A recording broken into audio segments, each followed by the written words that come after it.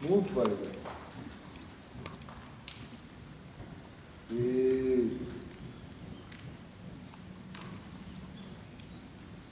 Super.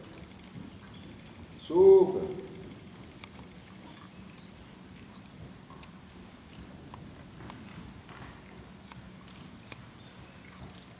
Isso. Bom, bom. Isso, isso. Bom, isso. Fantástico. Fantástico. Redondo e solto. Redondo, solto. Redondo e solto. Ela há de acabar por ficar cá embaixo sem mão.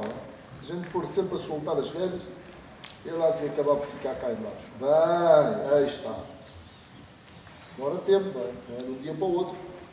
Mas ele vai fazer isto. E ele tem que fazer isto. Ele tem que conseguir trotar, cabeça para baixo e comprir. Isso, assim mesmo. Assim é que ele tem que andar a trotar. Assim é que ele tem que andar a trotar.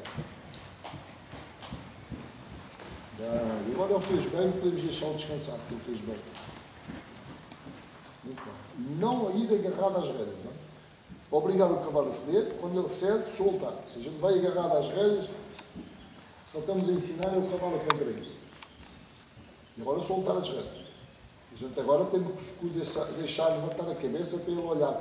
Ele também tem o direito de fazer um bocadinho que quer. Não podemos estar sempre a obrigá-lo a ficar quieto e no carro. O cavalo fica com câmaras no pescoço. O cavalo tem que agora poder levantar a cabeça, para depois poder outra vez voltar para baixo. Porque senão ele fica tão dorido que já não pode vir para baixo. Isso, isto é muito importante. Soltá-lo, soltá-lo. Isso. Isso mesmo, assim mesmo. Deixá-lo de vez em quando, muitas vezes deixá-lo fazer isto, tá?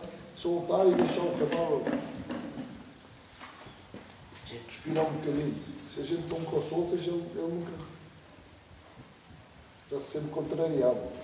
Ele tem que estar, não pode estar contrariado quando vem para o picadeiro. Tem que ser um prazer. Bem, super. Vamos recuperar as rédeas agora.